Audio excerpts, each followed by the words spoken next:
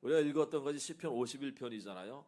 시편 중에서 그래도 꼭 알고 있어야 되는 몇 안 되는 시편 중에 하나가 51편입니다. 왜냐하면 51편이 다윗이 지으신데 거기 소 제목으로 위에 보면 나와 있잖아요. 한번 거기 읽어볼게요. 같이 조그맣게 51편 위에 있는 거 시작. 다윗의 시 인도자를 따라 부르는 노래. 다윗이 밧세바와 동침한 후 선지자 나단이 그에게 왔을 때 어떤 배경으로 지었는지 아시겠죠? 다윗이 남의 아내를 갖다가 간음을 하고 그 남편을 죽이고 빼앗고 이러고 나서 거한 1년 동안을 갖다가 그 죄에 대해서 깨닫지 못하고 지나다가 하나님께서 나단이라고 하는 선지자를 보내서 깨닫게 해주죠. 그리고 깨닫고 나서 충격받고 나서 지은 시가 이 시예요. 굉장히 이 시가 우리 가운데 보면은 막 이게 살아서 역사하는 것처럼 그렇게 그런 내용으로 가득 차 있습니다. 우리가 알다시피요 다윗에게도 부끄럽고 수치스러운 순간이 있었습니다. 그런 것들이 있었기 때문에 그거를 가지고 이 다윗이 일평생 교훈 삼아서 조심했던 거예요. 한 가정을 완전히 파탄냈고요. 그로 인해서 자기 가정도 파탄이 나버렸어요. 그런데 왜 하나님께서 안 막으셨을까? 아니 다윗이 원래 그렇게 나쁜 사람이 아니잖아요. 그리고 뭐 습관적으로 조금 올려 왜 또 갑자기 줄이냐? 나 지금 잘하고 있는데 내가 그냥 얘기를 할게. 약하면은 올려라, 세면은 낮춰라. 보세요. 습관적으로 죄를 짓던 사람이 아니었어요. 오히려 하나님 앞에 합당한 사람이었고 본의 아니게 실수했던 사람입니다. 그런데도 불구하고 이 다윗이 범죄하려고 할 때 하나님께서 막지를 않으셨습니다. 그때 한마디만 했으면 갑자기 그냥 저 여자가 목욕하고 있는 게 눈에 딱 들어와가지고 야 이렇게 불러라 이랬을 때 이놈 그만 안 되지. 네가 하나님의 백성인데 이랬으면은 네가 왕인데 그랬으면은 다윗이 했겠어요 안 했겠어요? 안 했죠. 우리 같아도 안 하는데 다윗이 했겠습니까? 근데 하나님이 내버려 뒀어요. 아니 아브라함이 이삭을 번제로 드리려고 할 때 칼을 들어서 찌르려고 할 때 하나님께서 아브라함을 두 번이나 부르잖아요. 아브라함아 아브라함아 네 손을 그에게 대지 마라. 그 아브라함이 손 안 댔죠. 아브라함이 아내를 두 번이나 뺏기려고 했었잖아요. 뺏길 뻔했잖아요. 그때도 하나님께서 애굽 왕 바로의 손에서 그 블레셋 아비멜렉 손에서 건져 주셨어요. 막았어요. 그들에게 꿈에 나타나 가지고 건드리지 말라고. 야곱의 삼촌이 야곱을 해하려고 쫓아올 때요. 그 전날 밤에 이 삼촌에게 꿈에 나타나 가지고 한 말도 하지 마라 야곱에게. 그래서 야곱의 삼촌이 불이 나게 쫓아왔다가 그 다음 날 말 한마디도 못하고 돌아갔어요. 그 발람이라고 하는 이 거짓 선지자, 이 모압 왕이 불렀던 이 선지자가 그 가나안 이스라엘 백성들을 저주를 하려고 했는데 하나님께서 못하게 막지 않았습니까? 나귀를 통해서도 길을 막고 이렇게 하나님께서는 성경을 보면 직간접적으로요 개입을 하셔요. 그래서 하지 못하도록 또 막아요. 그런데도 불구하고 정작 다윗이 범죄하려고 할 때 안 막았습니다. 왜 그랬을까? 이 사람이 하나님 마음에 합한 사람인데 하나님이 사랑하시는 자고 하나님도 사랑하는 자인데 왜 안 막으셨을까? 첫 번째로 하나님은요 인격적인 분이십니다. 그건 뭔가 하면은 우리를 존중하신다는 거예요. 신뢰하신다는 얘기입니다. 자, 다윗은 하나님을 경외하고 하나님 마음에 합한 사람이고 늘 하나님을 의식하며 살았던 사람이에요. 그리고 하나님의 말씀을 순금보다도 더 사모했고요. 자기 시편에 쓴 글을 보면 꿀과 송이꿀보다 더 달다 하나님의 말씀이. 이렇게 하나님을 사랑했던 사람이 다윗입니다. 그러니까 성숙한 사람이었고요. 늘 하나님을 기쁘시게 하던 사람이었어요. 하나님께서 그런 사람을 어린아이처럼 다루기를 원하지 않는다는 얘기입니다. 어린아이 때는 사사건건 개입하죠. 간섭하죠.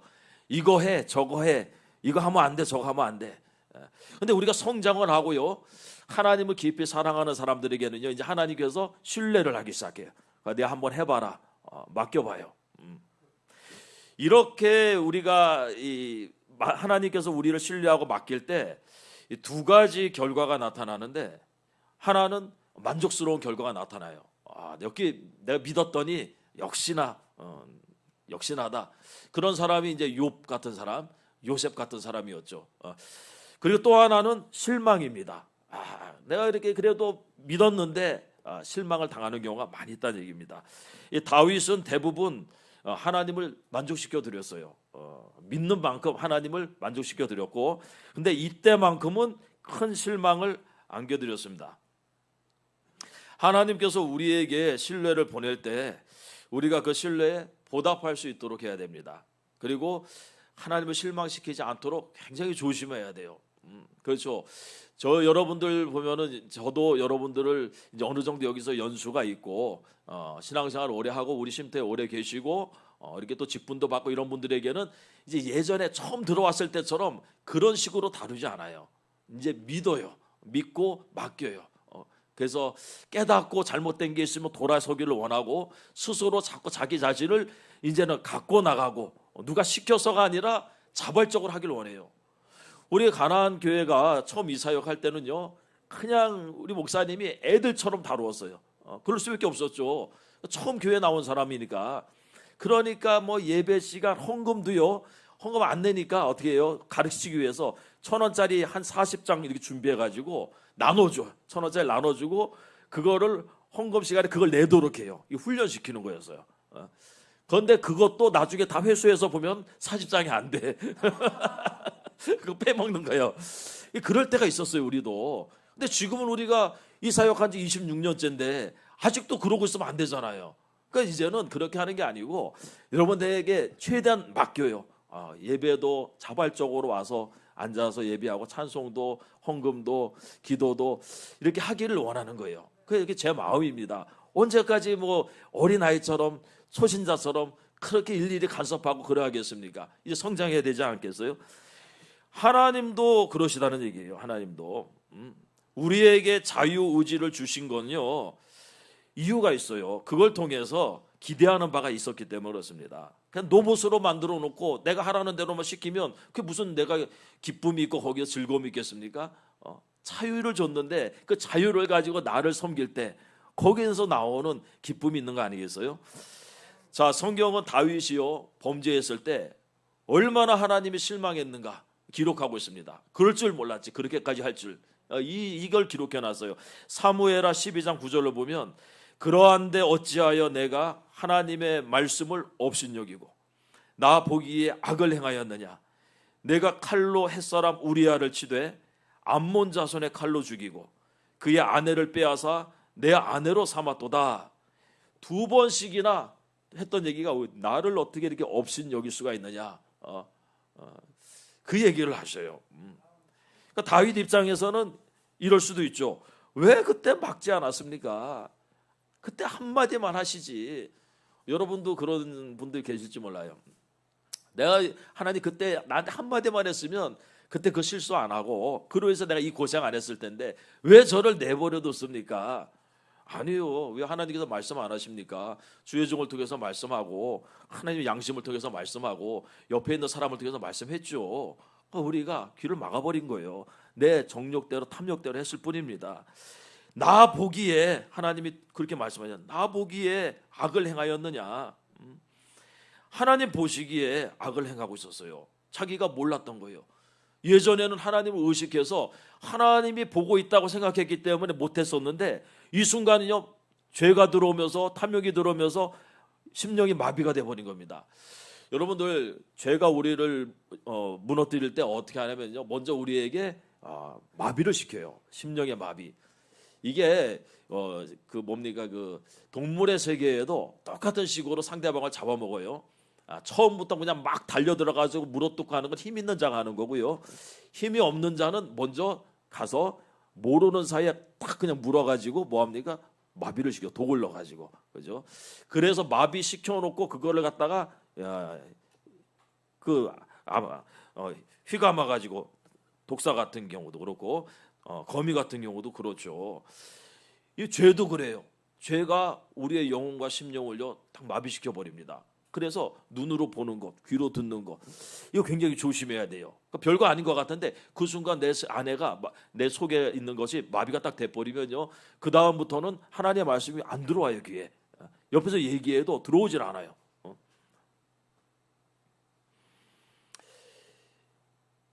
예전 같으면 이 다윗이 전혀 할 수 없었던 그런 일이었는데 그때는 상황이 달랐습니다. 다윗의 영적인 상태가 매우 안 좋았다는 걸 우리가 알 수 있어요. 왜 그런가 하면요, 이때가 사울에게 쫓겨다니던 그 시절이 이제 끝났을 때죠. 사울에게 쫓겨다니던 생활도 끝나고 통일 왕국의 왕도 되고 나라도 안정되고, 그러니 긴장이 풀어지는 거예요.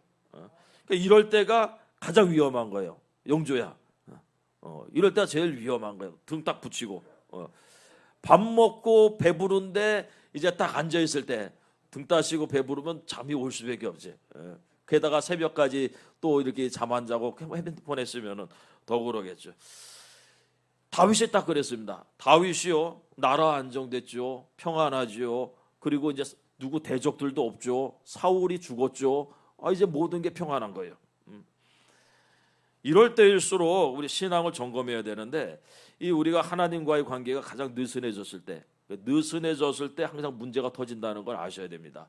전에 그 어떤 건설 현장에서 타워 크레인이 갔다가 그냥 무너졌잖아요. 나중에 왜 그런가 그 발견했는데, 그 나사 하나가, 그 나사들이 그 느슨해져 가지고 덜렁덜렁 하는 게, 그걸 조이지 못해 가지고 큰 사고가 나버린 거예요. 하나님과 우리 사이의 문제도요, 대단한 거에서 터지는 게 아닙니다. 별거 아닌 거일 수도 있어요. 그런 것들이 점점 느슨해지다가 어느 순간에 여러분들 큰 게 터져버리는 거예요. 항상 점검하고 긴장하고, 그죠? 공사 현장 하면 그 쪼이고, 그죠? 그렇게 하면서 단단하게 이렇게 해야 되는 것이 필요하다는 얘기입니다. 악인의 범죄와 다르게 의인의 범죄는요, 항상 이 서서히 진행돼요. 악인들은 어차피 하나님이 없다고 생각해요. 준비가 돼 있어요. 마음의 준비가. 근데 의인들은 그렇지 않습니다. 의인들은요, 자기도 모르게 그렇게 느슨해졌다가 범죄에 빠져버리고요. 그래서 여러분들 이런 일들이 일어나게 되는 겁니다. 자, 그래서 하나님께서 막지 않으셨던 첫 번째 이유는 그분이 인격적으로 다윗을 대우했다는 얘기입니다. 사사건건 간섭한 게 아니라 그를 믿고 신뢰했다는 얘기예요. 두 번째는 뭔가면요, 반면교사로 삼기 위해서. 참, 오늘날에도 이 다윗 한 사람의 범죄를 통해서요, 얼마나 많은 사람들이 교훈을 받고 있는지 몰라요. 다윗도 이런 죄에 빠졌는데 우리는 더욱 조심해야 되지 않는가. 특히 주의 종들이 특히 이런 거에 대해서 반면교사로 많이 삼고 있죠.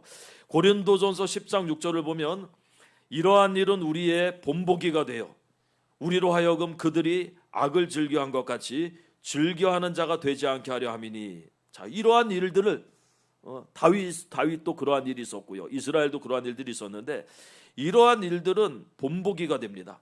그래서 우리는 그렇게 하지 말아야지, 악을 즐겨하지 말아야지, 이렇게 우리에게 깨우침을 준다는 얘기입니다. 특히 주의 종들은요, 이 부분을 설교하면서 자신을 항상 돌아보게 되죠. 다윗 같이 이렇게 하나님 마음에 합한 사람, 하나님을 사랑했던 사람도 넘어질 수 있다. 그렇다면 나 같은 자도 조심해야 된다는 거예요. 다윗은 죽었습니다.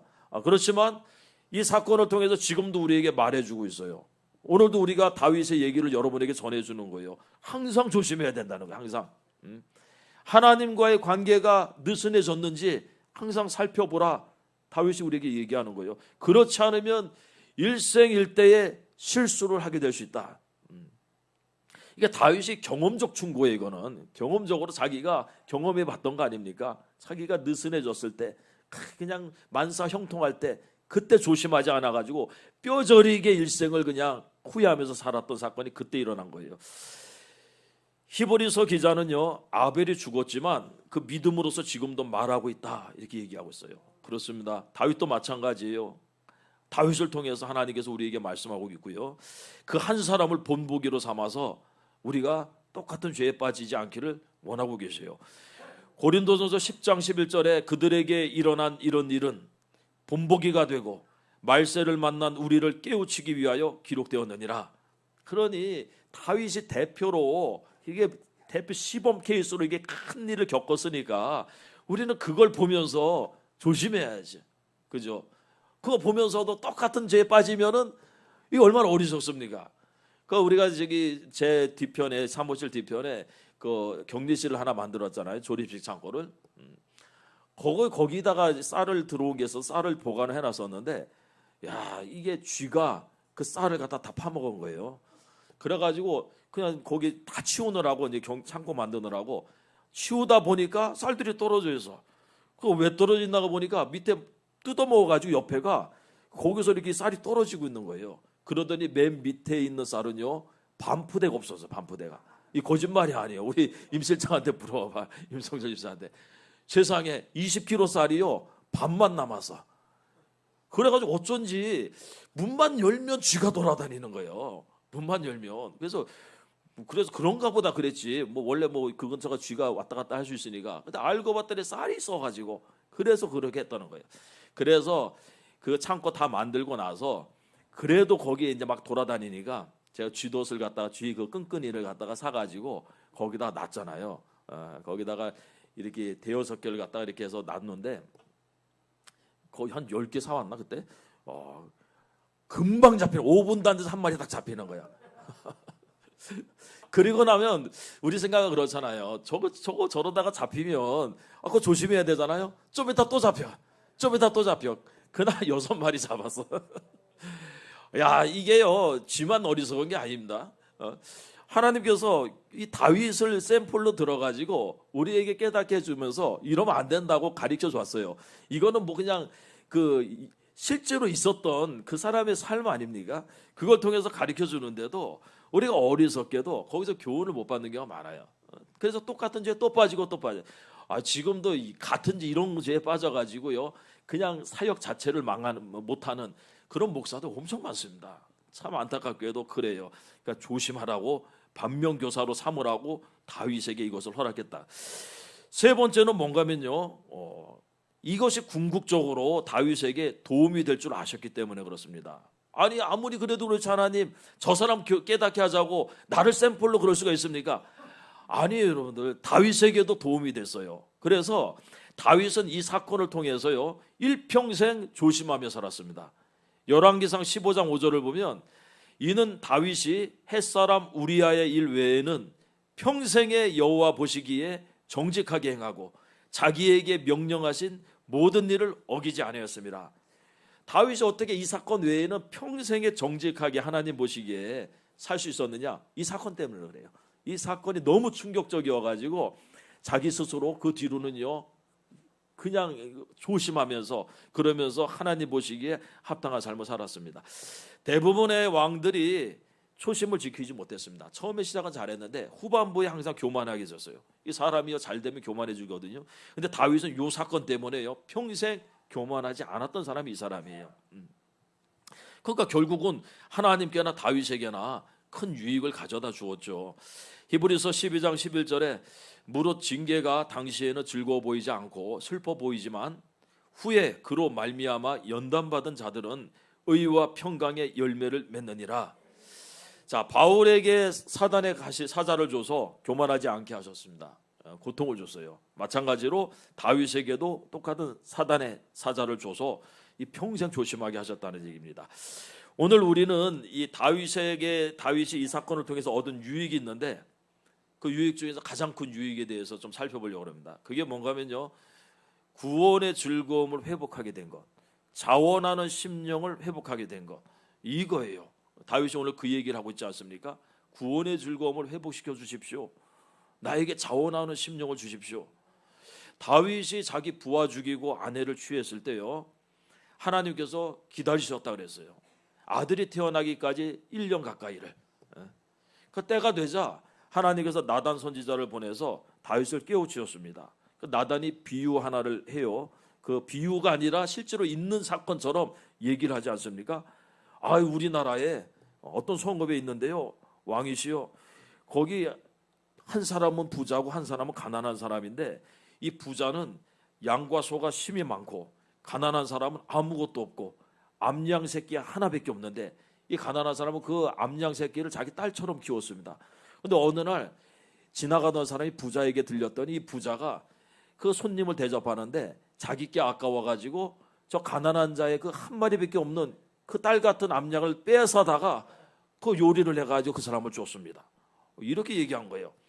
그랬더니 다윗이 그 얘기 듣고 분노했죠.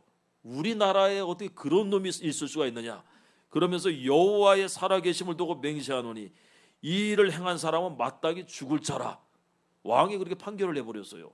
아니 여러분들 뭐 암양 새끼 뺏었다고 사형을 내리는 건 좀 심하죠. 근데 너무 파렴치하게 했으니까 다윗이 볼 때 저놈은 죽을 놈이다. 그러면서 사형 선고를 내리고 그때 나단이 했던 얘기가 당신이 그 사람이라 이렇게 얘기한 거예요. 그때 다윗이 정신이 번쩍 드는 겁니다. 충격을 받은 거죠. 야, 암양 새끼 뺏어다가 한 거는 사형에 해당한다 내 입으로 얘기했어요. 근데 자기는 남의 아내를 갖다 빼앗았고요. 그 남편을 죽여버렸어. 그러니 이거는 자기가 생각해도 도저히 상식적으로 있을 수 없는 일을 자기가 한 거예요. 하고서도 1년 가까이를 갖다가 그게 죄인지도 모르고 왜 이미 심령이 마비된 상태니까 그리고 그냥 행복하게 살고 있었던 거예요. 그러니까 나단 선지자가 그의 죄를 지적했을 때요. 다윗이 정신이 번쩍 들었습니다. 그리고 하나님께서 계속해서 다윗에게 말씀하십니다. 뭐라고 얘기하냐면 내가 너를 이스라엘 왕으로 기름 붓기 위해서 사울의 손에서 구원하고 그 너 주인의 집을 너에게 주고 주인의 아내들을 내 품에 두고 이스라엘과 유다 족속을 내게 맡겼느니라. 혹시 부족했다면 내가 이것저것을 더 주었을 텐데 네가 어떻게 이렇게 업신여기고 나를 이런 일을 할 수가 있겠느냐 있느냐 이렇게 말하고 있습니다. 다윗이 잊고 있었던 것을 깨닫게 해줬죠. 다윗이 뭘 잊고 있었습니까? 자기가 원래부터 왕이 아니었다는 것. 이거 여러분들 다윗이요 처음에는 항상 잊지 않고 마음에 새기고 있었어요. 근데 어느 순간 잊어버렸습니다. 자기가 원래부터 왕인 줄 아는 거야. 이 사람은요 이세의 8번째 아들로 태어난 사람 아닙니까? 집에서도 인정받지 못해가지고 그 양치는 목동으로 집에서 그 목동으로 갔다가 양이나 지키라고 내보냈던 사람이고, 아니 그 한 나라의 왕을 예선한다고 사무엘이 아들들 다 모으라 그랬는데 다윗은 아예 오라고도 안 했어. 얘는 되지도 않는 애라고 생각하고 그 정도로 집에서조차, 그리고 그의 가문은 볼 것도 없는 가문이었습니다. 그런 사람을 왕으로 세우시고 존귀와 영광을 입혀주신 분이 하나님이시라는 얘기예요.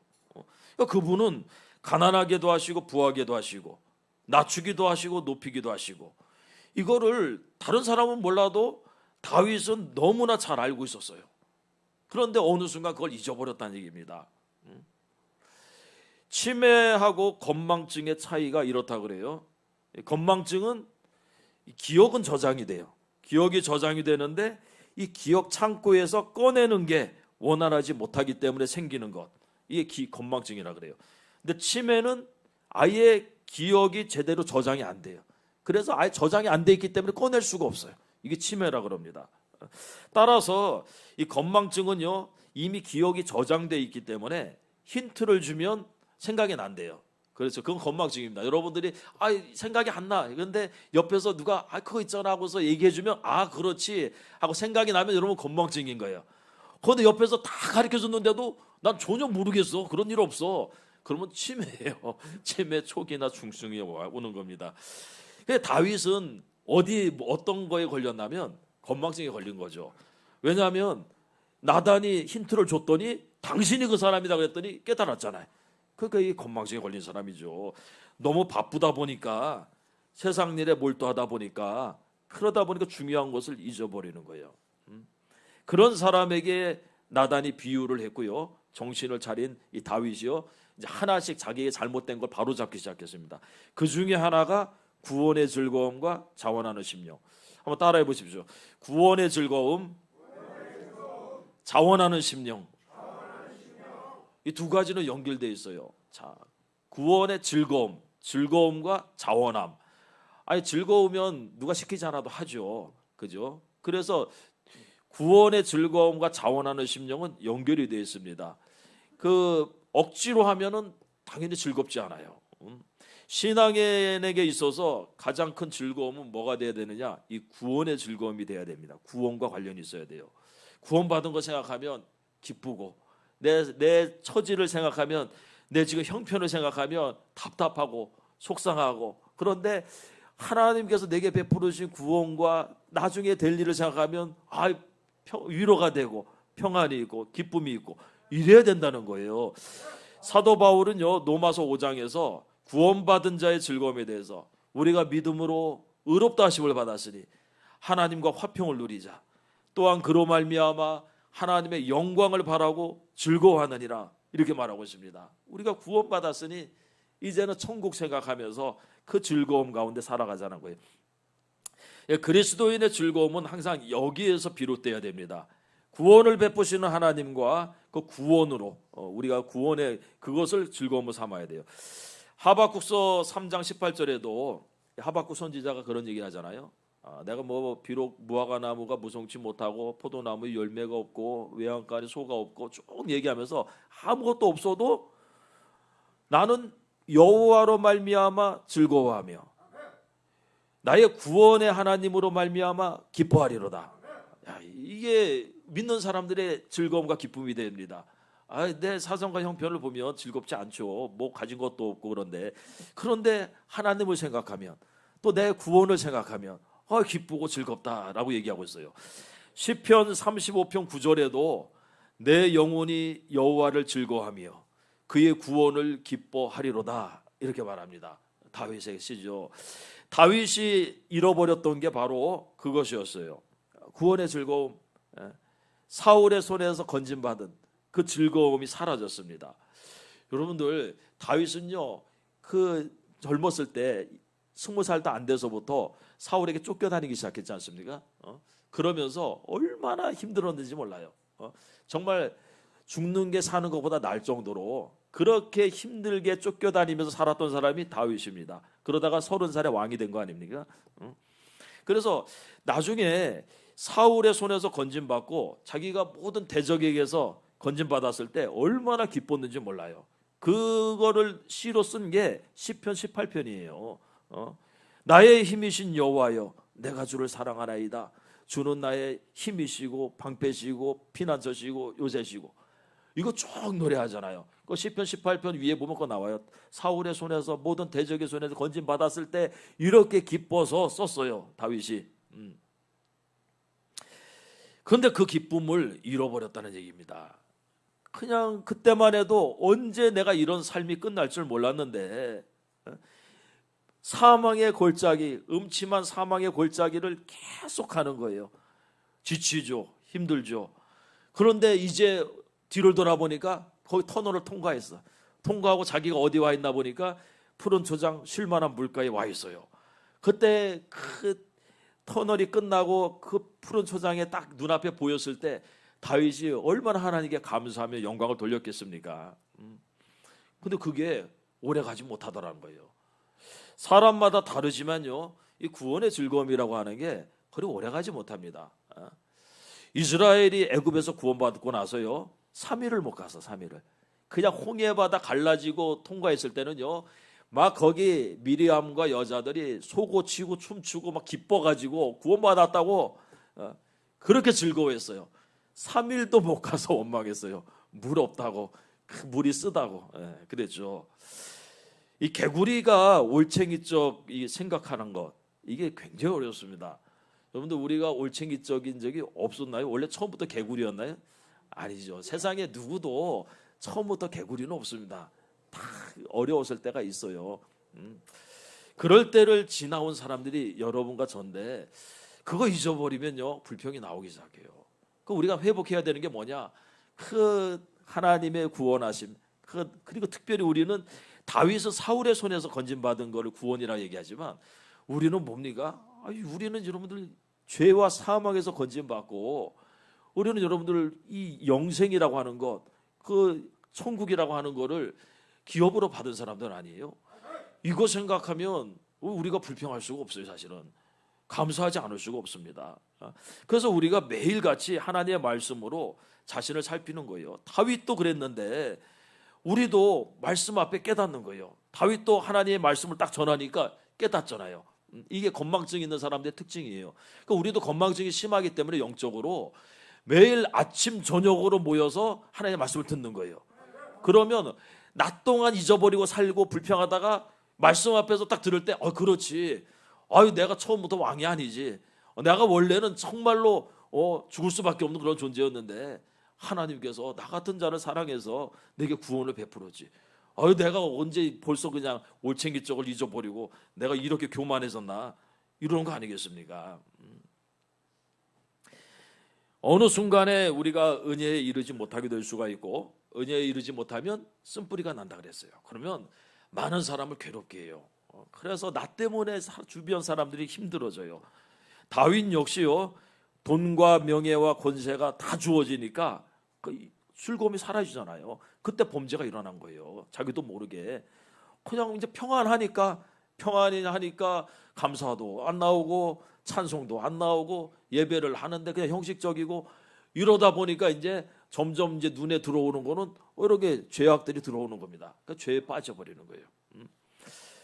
어떤 마을에 이 구두수송공이 살고 있었는데 이 구두수송공이 뭐가 그렇게 즐거운지 아침만 되면 그냥 노래를 하면서 하루를 시작하는 거예요.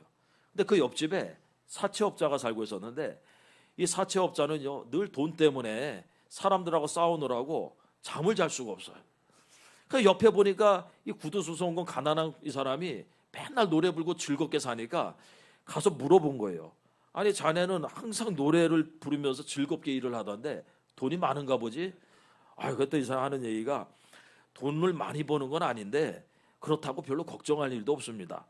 그냥 매일 먹을 양식이 있고 그리고 건강하게 이렇게 내 일을 할 수 있으니까 얼마나 감사한지요. 그리고 사람들이 와가지고 이렇게 나한테 일을 맡기고 그 구도 고쳐주고 나면은 감사하고 막 이렇게 하니까 정말로 행복합니다. 이 사채업자가 들어보니까 그 말이 맞아요.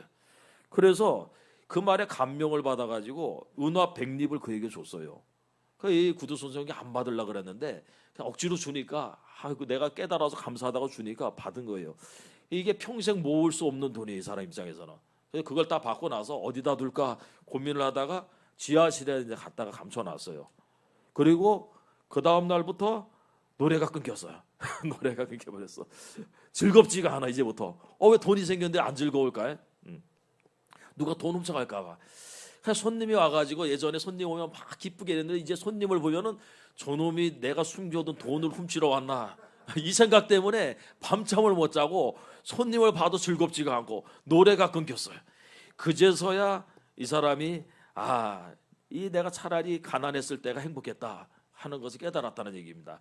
여러분들 부자들 중에 행복하게 사는 사람 많지 않아요. 지금도 돈, 명예, 권력 다 가지고서요 불안하고 욕심 가운데 탐욕 가운데 그러면서 저 사람을 어떻게 하면 누르고 그 돈을 내가 가지고 내가 더 위에 올라갈까 가지고 고민에 빠진 사람이 한둘이 아닙니다.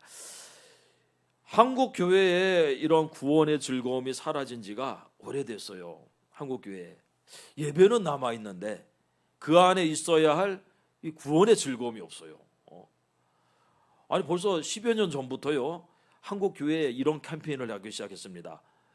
예배 시간 10분 일찍 오기. 예배 시간 10분 일찍 오기. 왜 이런 운동이 시작됐습니까? 일찍 안 오니까.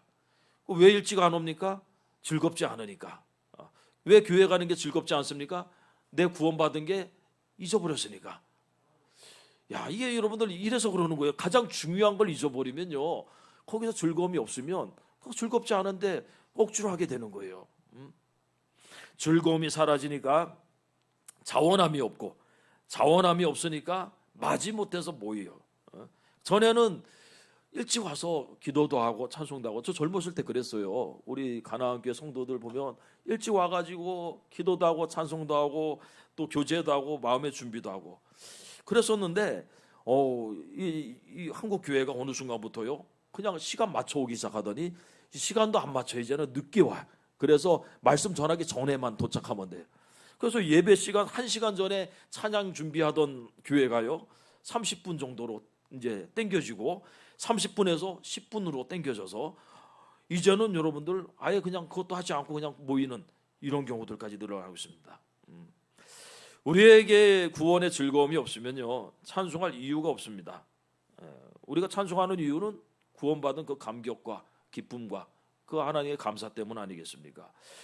구원의 감격도 없는데 누가 자리에 앉아 있는다고 찬송하나요? 왜 해야 하는지도 모르는데 뭐 찬송이 나올 리가 없죠. 그 하나님께서요, 이 잊어버린 사람들에게 교회 문을 닫아버리고, 그죠? 마스크로 입을 딱 막아버리는 거예요. 야, 그렇게 하기 싫으면은 하지 마라. 그랬더니 진짜 안 해요. 진짜 안 해요. 아닙니다, 하나님. 이스라엘은 깨닫고요. 하나님 아닙니다. 우리가 더욱더 하나님 앞에 이 구원받은 은혜에 감사해서 모이고 감사해서 찬송하고 네 하겠습니다. 와 이래야 되는데요. 하지 말라고 그랬더니 안 하고 여기 애들한테 그러잖아요. 야 그렇게 싫으면 나가버려. 그러면 아니 안 나갈게요. 잘못했어 그래야 되는데 요즘 애들은 나가버려 그냥. 야 이게 심히 걱정되는 부분입니다. 한국 교회가 이런 즐거움이 사라진 게요. 복을 받지 않아서가 아니고 오히려 복을 받아서 그래요. 금과 은이 쌓이기 시작하면서부터 있기 시작하면서부터 구원의 즐거움이 사라졌습니다. 그래서 코로나가 터지기 전에 벌써 한국 교회는요 가관도 아니었습니다. 그냥 세상 것들 거기도 그런 거에 빠져 있었죠. 그리고 자원함이 있어야 되는데 억지로. 예배에 가장 중요한 게 뭔가면 간절함과 사모함이거든요. 간절함이 있어야 되고 이 자리에서 우리가 얼마나 세상에 살면서 힘겹습니까? 이 세상 살아가는 게. 그러니까 이 앞에 나와서라도 어떻게든지 하나님의 은혜를 받고자 하는 간절함이 있어야 되고 사모함이 있어야 되고 사슴이 신의 물을 찾기에 갈급한 같이 내 영혼이 주를 찾기에 갈급한 그런 심령이 있어야 되거든요. 이 예배라고 하는 거에. 근데 이게 사라져버린 거예요. 그냥 이 일이 얼마나 번거롭냐. 말라기서에 나오는 것처럼 번패스럽다, 번거롭다, 맨날 뭐 하는 거냐 이런 식이 돼버린 거예요. 전에는요 주일 예배만으로도 부족해서요 3일 예배를 만든 거예요. 그래 수요 예배. 일주일이 너무 길어서 중간에 수요 예배를 만들어서 그것도 부족해서 금요 철야 예배를 만들었어요. 이날은 우리가 밤을 새면서 기도를 하자고 철야 예배를 만들어서 그것도 부족해서 새벽 예배가 있었고요. 그것도 부족해서 부흥회를 하고 수련회를 하고 기도회를 하고 야 예전에 이걸 다 어떻게 했나 몰라 이렇게 이런 것들을 그때는 주 5일 근무도 아니고 뭐 15일 20일씩 휴가를 주던 것도 아닌데 그때는 정말 늦게까지 일하고 주 6일 토요일까지 막 일하고 이런 때였는데 어떻게 이 모든 걸 다 했나 몰라. 정말로 성도들이 원해서 만든 거예요. 성도들이 목사가 만들어 놓은 게 아니라 성도들이 우리 더 모입시다 해가지고 그래서 만든 거예요. 근데 지금은 주일날 오전 대예배 하나 참석하는 것도 아주 벅차해요. 힘들어해요. 왜 그렇습니까? 즐겁지가 않아서 그래요. 그 성도들이나 목사들이나 교회에서 제일 중요한 거 뭐냐? 설교와 헌금이라고 생각해. 아니에요, 여러분들. 구호 예배라고 하는 거는요, 이 구원의 즐거움에서 비롯돼야 돼요. 그것에서 비롯돼서 거기서 찬송도 하고 감사도 하고 헌금도 하고 말씀도 듣고 이렇게 시작이 돼야 되는 게 예배예요. 다윗은 이러한 즐거움을 잃어버리고 살았습니다. 사울의 손에서 그렇게 쫓겨다니던 거기서 건진받은 즐거움 말이에요. 그러면 즐겁지 않게 매일 우울하게 살았습니까? 아니요, 그렇지도 않아요. 아주 그 구원의 즐거움보다 더 즐거워하는 게 있었습니다. 그게 뭐였냐면은 가늠한 여인하고 함께 사는 즐거움. 밧세바죠. 밧세바라고 하는 그 남의 아내를 갖다가 뺏어다가 이제 남편도 죽어서 가지고 정식으로 자기 정실로 부인으로 딱 삼아가지고 자기 왕궁에 앉혀놓고 아이고 임신한 그 아이가 자라나는 거 이제 해산할 날이 가까이 오는 걸 보면서요 아주 기쁘고 즐겁게 살았어요. 그런 즐거움은요 시작부터 잘못된 거죠. 성경은 우리에게 경고하는데 야고보서 4장 4절에 가늠한 여인들아 세상과 벗된 것이 하나님과 원수됨을 알지 못하느냐. 그런즉 누구든지 세상과 벗이 되고자 하는 자는 스스로 하나님과 원수되는 것이니라. 여러분들 세상 즐거움은 너무 거기에 심취하면 안 됩니다. 하나님과 원수가 돼버려요. 불륜에 빠져 있는 사람은요 가정이 행복하지가 않아요. 그죠? 그냥 사랑하는 가정이 있었는데 남의 다른 사람하고 불륜에 빠졌다. 그러면 집에 들어오기도 싫은 거야. 집에 오면 짜증나 괜히. 그죠? 저쪽 가면 또 행복해. 다윗이 그런 상태에 빠져 있지 않았습니까 지금? 불량식품으로 막 배를 채운 사람은요 집에서 밥 먹기 싫죠. 그 부모가 물어봐요. 너 뭐 먹어서 밥 먹기 전에? 배부른 이유가 있습니다. 성경은 뭐라고 얘기합니까? 이사야 55장 2절에 너희가 어찌하여 양식 아닌 것을 위하여 은을 달아주며 배부르게 하지 못할 것을 위하여 수고하느냐.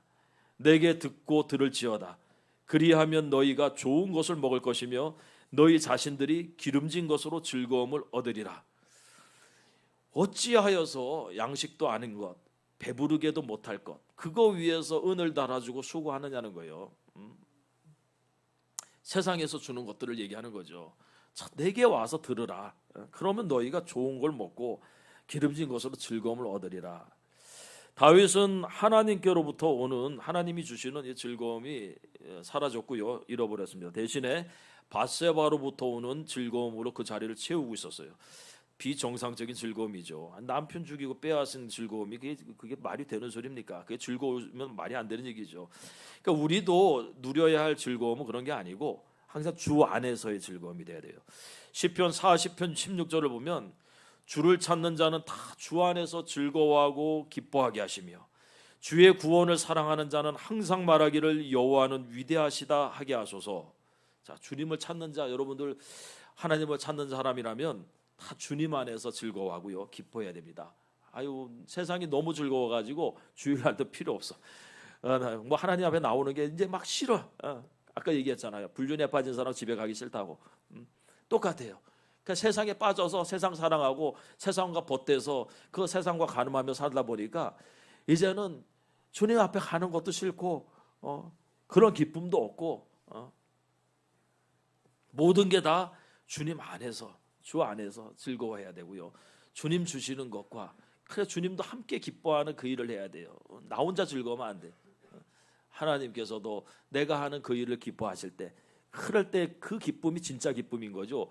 하나님의 마음을 아프게 하고요, 행하는 우리의 것들 사실은 굉장히 조심하고 분별해야 됩니다. 보십시오. 다윗은 이것을 알고서요, 회복해 달라고 기도했어요. 12절 말씀 다시 한번 읽어볼게요. 51편 12절 시작. 주의 구원의 즐거움을 내게 회복시켜 주시고 자원하는 심령을 주사 나를 붙드소서. 아멘. 우리 한국교회가 회복해야 될 부분도 이 부분입니다. 한국교회 찬양이 사라지고 있어요. 코로나를 이유로 해서 정부가 찬양을 못하게 했습니다.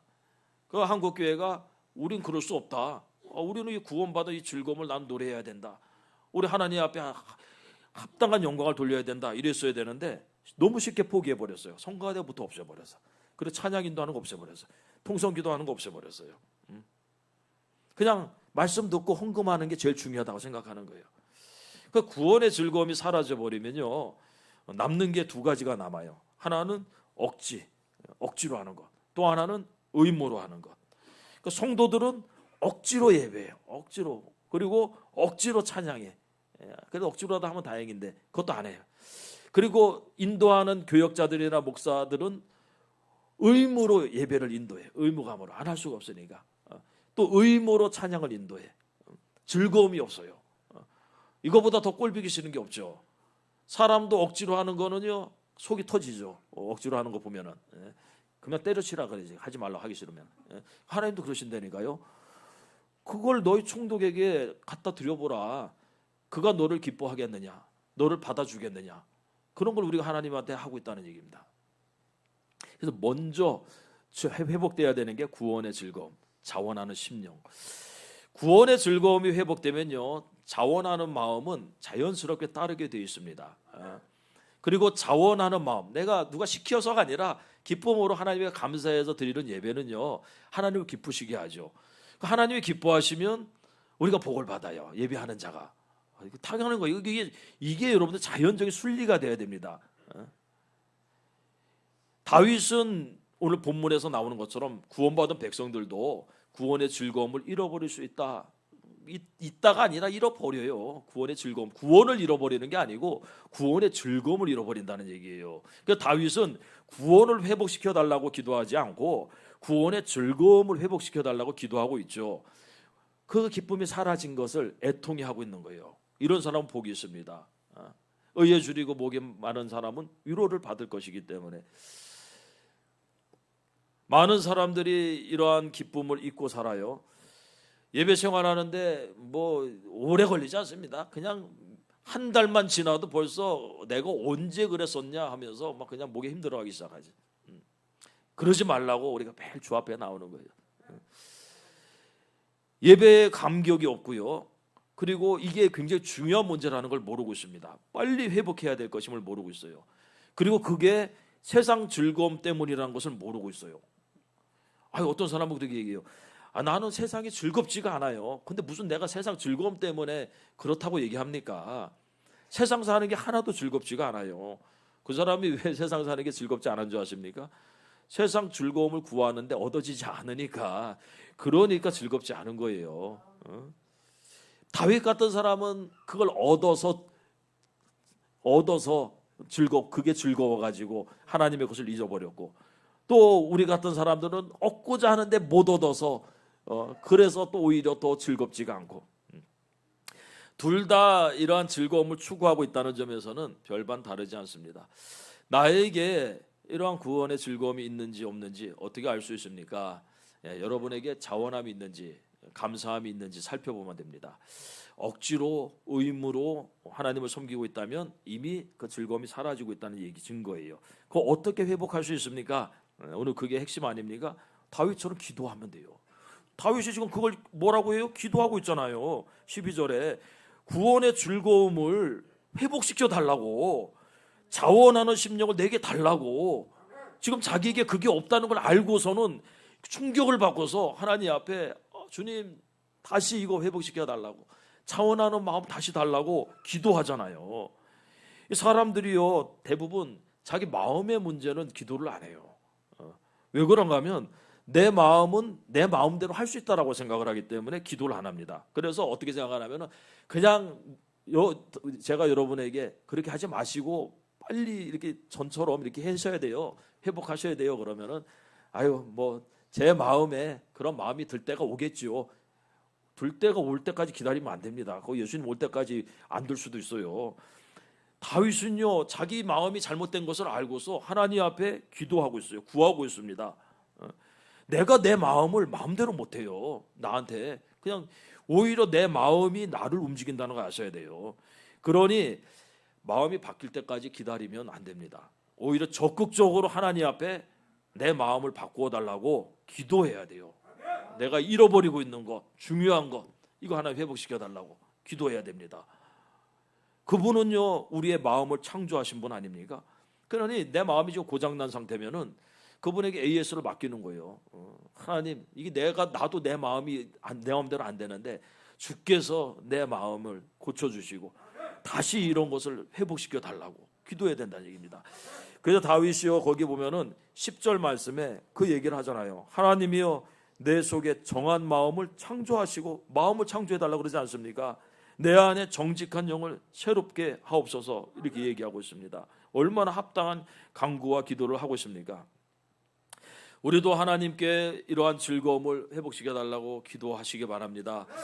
그리고 자원하는 심령을 달라고 기도하시고요, 정한 마음 창조해 달라고 마음의 문제를 두고 기도하는 거예요. 마음의 문제. 그러면 우리의 예배가 이 즐거움을 가지고 드리는 예배가 되고요, 그리고 자원하는 마음이 예배가 되고 또 감사하는 예배가 되죠. 이런 것을 뺏을 자가 없어요. 왜 못 뺐습니까? 우리 마음에 있는 거니까 못 뺐죠. 겉에 있는 거는 우리 걸 뺏어갈 수 있습니다.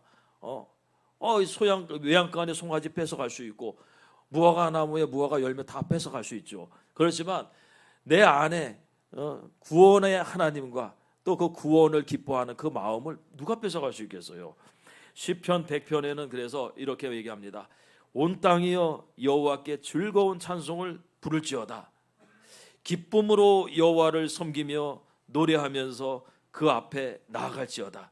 우리에게 필요한 거 아닙니까? 즐거운 찬송, 그죠? 기쁨으로 섬김, 그리고 노래하면서 하나님 앞에 나아감, 감사함으로 그의 문에 들어가며 찬송함으로 그의 궁정에 들어가서 그에게 감사하고 그의 이름을 송축할지어다.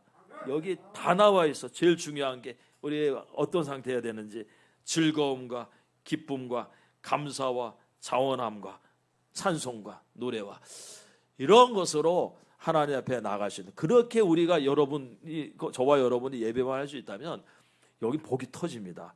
정말로 여기는 하나님께서 우리 가운데 임재하시고 우리 가운데 역사하며 우리에게 복 주시고 참으로 놀라운 일을 행하시는 그런 자리가 될 수 있어요. 조금만 더 우리가 애쓰고 힘쓰고 하나님 앞에 간구하는 저와 여러분이 다 되시기 바랍니다. 기도드리겠습니다.